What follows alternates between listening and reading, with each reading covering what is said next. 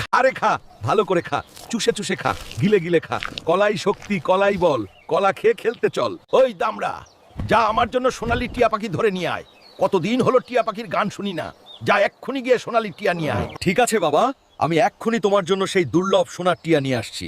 সিংহ বন্ধু, চলো আমরা বাবার জন্য সোনার টিয়া নিয়ে আসি। সিংহ বন্ধু, জঙ্গলে তো চলে এলাম, কিন্তু এই সোনার টিয়া পাখিটাকে কোথায় খুঁজে পাবো সেটাই তো বুঝতে পারছি না।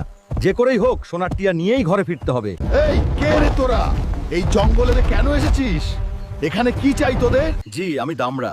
আমার বাবা সোনার টিয়া পাখির গান শুনতে চান, তাই এখানে এসেছি সোনার টিয়া নিতে।